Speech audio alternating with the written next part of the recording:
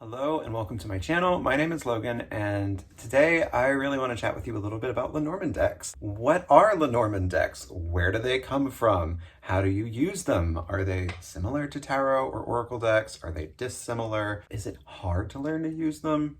These are things that I want to talk about briefly and try and keep it short and punchy because if you're Lenormand curious, I don't think the first thing you want is to be like, let me see what I can Google and learn about Lenormand and then be given like a PowerPoint presentation.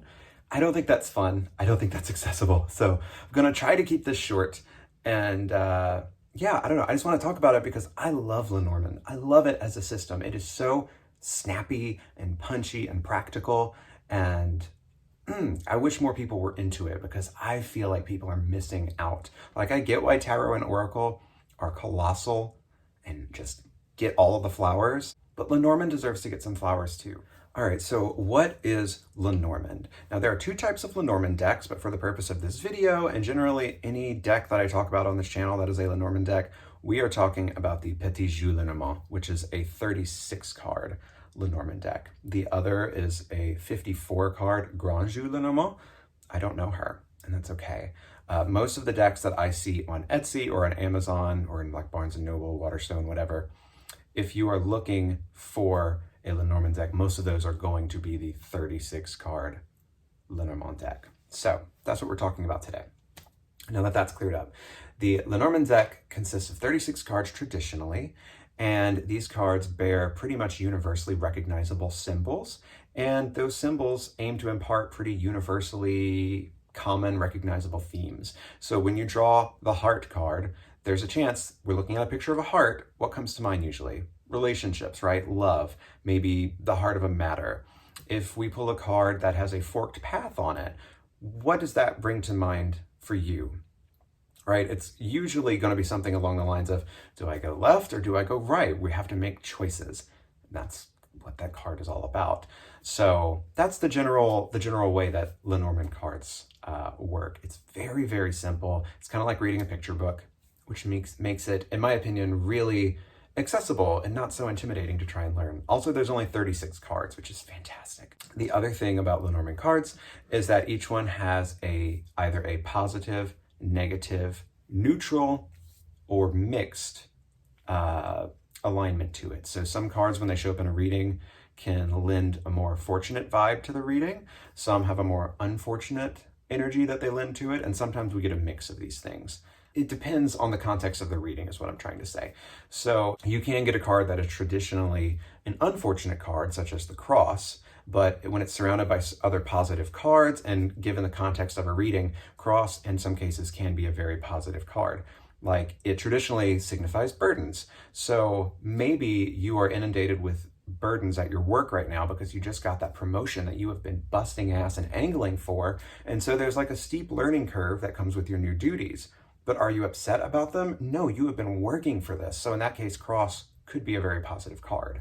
You see what I mean? So what's the origin of Lenormand decks? So there was this 18th century diviner named Marie Anne Adelaide Lenormand, who likely, as far as I can tell, used a deck of playing cards in her fortune telling. Nonetheless, she was immensely popular in France, reading for all sorts of royal douchebags and what have you. And most likely, was a great aid in popularizing divination across Europe in the 18th century. However, it wasn't until later, after her death, when this enterprising publisher saw her legacy, saw Madame Lenormand's legacy, and then looked at a deck of cards that they happened to have on hand, which at the time was the German Game of Hope parlor game, which was more akin to Monopoly than to tarot, and thought, you know what, I bet if we put this dead broad's name on these cards and remarket it as like a spiritual thing, a future prediction-y thing, I bet that shit would take off. And were they wrong? Were they wrong? We're still here talking about them. Were they wrong? So yeah, it's kind of, I guess, like when Macy's or whatever companies team up with celebrities to do like a new line of sneakers or perfume. Like, is Taylor Swift in the lab mixing up fragrances to go into the perfume bottle? Probably not. But we are borrowing her name to try and make these products like fly off the shelves, right? So it's kind of similar, in my opinion at least, with Lenormand cards and why it's a repackaged German parlor game with a fancy French divination diviner's name attached to it. So that's that. All right, so is Lenormand easy to learn? I would be inclined to say yes. It's only 36 cards, so that's 42 cards fewer than a tarot deck, if my math was correct. Those cards bear very simple themes, and really to read with it, we just have to learn how to string them together like sentences, you know? A very important part of reading Lenormand also is asking concise questions and remembering that the cards we're given in answer are answering the question that we asked. So I think that can get a little confusing sometimes for tarot readers, because with tarot, I feel like we can have a very long, drawn out, nebulous conversation. Whereas with Lenormand, it's not really about that. It's about quick, actionable, and or like prediction-oriented advice. That's where Lenormand shines. And so I think if you remember to treat it as a tool that's to be used in such a way, it's going to really, really shine for you. It's going to be a good time. All right, so what is Lenormand good for? Lenormand is great for predictive readings because of exactly how specific it is. It's really great for timing related questions. And ultimately, what I use it for the most is actionable advice. If I need a 5-step plan to get something done, you bet your ass I'm going to Lenormand. Because Lenormand is that bossy but encouraging friend who is just like, okay, well, I see what you did wrong here. Here's what you need to do. Bam, you're good. You know, that's Lenormand to me in a nutshell. It's the bossy but encouraging friend who's generally right about what they're saying. So like if tarot helps you to deep dive into your soul, into your psyche, to like realize certain dreams that you have, to uncover them and make these blueprints that you want to execute in your life, Lenormand is then the practical friend that you talk to about, okay, well, how can I get from point A to point B, like practically? What makes the most sense? What's the best route? What foolishness do I need to avoid? Lenormand is great for that kind of thing. Lenormand is definitely a doer's deck, where I think tarot can be more of a dreamer's deck. Not in a bad way. I think we need both. But Lenormand is definitely hands-on and bossy and extremely supportive in that way. And then on the flip side, you can also use Lenormand in craft practices. So if you are of the witchy persuasion and say you are missing certain spell components, or you want to anchor certain themes and energies into any sort of ritual or practice, I think Lenormand cards are great for that because of those universal symbols that they bear on the front. Are we looking to cut the ties with somebody or something? There's a scythe card, buddy. There's a coffin card. We can cut and bury it. Are we looking to transmute something into something better? There's cards for that too. So I feel like it's just a great deck. It's a really great deck. Whether you're using it for predictions, using it for actionable advice, using it for as like a spell component, you can do a lot with a Lenormand deck. Okay, now is there a right and a wrong way to read Lenormand? I would say that depends on who you ask. What I do think is true is that there are ways to read Lenormand that are more efficient and more effective than others. Pulling a single card from a tarot deck or an oracle deck can generally get you a lot of information. However, pulling a single card from a Lenormand deck doesn't really give you much to go on. This deck really shines whenever they work in pairs. It's like a beautiful choir, you know?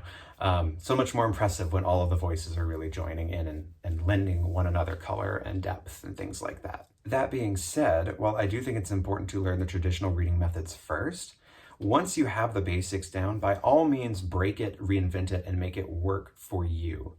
You know, I don't think we should be married to tradition just for the sake of being married to it. Learn it how it was intended to be learned, and then put your own spin on it if it makes sense to you. So can you use a Lenormand deck alongside a tarot or oracle deck? Yes, absolutely you can. And considering that the two have very different ways of communicating, I think they work together beautifully. So while tarot is giving us some long, dreamy, nebulous message, we might still be left wondering like, okay, but how do I put that into action in my life? That's when we can take out the Lenormand deck and say like, hey, what the fuck is she talking about and how can I make good use of it? And Lenormand will be like, I got you, fam. Here's what you can do starting now. And that's the beautiful thing about Lenormand and tarot pairings, I think, or Lenormand and oracle pairings. They just complement each other, with one being a bit more wordy and in depth and the other one being very practical and to the point. Okay, so now you might be wondering, all right, I'm a beginner, I want to try Lenormand. How do I go about picking a good beginner deck? And for that, I think there's two simple things to take into consideration. The first is we don't generally, as beginners, want decks that are overly visually stimulating. You want to be able to look at the card and immediately tell what symbol is on it and not have it buried under a bunch of scenic stuff. As you get more comfortable reading, go for the scenic, do what makes you happy. But I think starting out, it's important to start with the very, very simple imagery where you can tell immediately what card you're looking at. The other thing I think is important is finding a deck that is aesthetically appealing to you enough that you will want to pick it up and read it every day or once a week or whatever, so you can familiarize yourself with the deck. It's why I started with the Wild Unknown Tarot. Was it per se beginner friendly? No, but it was attractive enough to where I wanted to keep picking it up and using it. It kept me curious through its beauty. So I think that's a very important part of it. All right, so that's our video for today. If you have any other Lenormand questions, please feel free to ask in the comment section below, and I will try to answer your question to the best of my ability.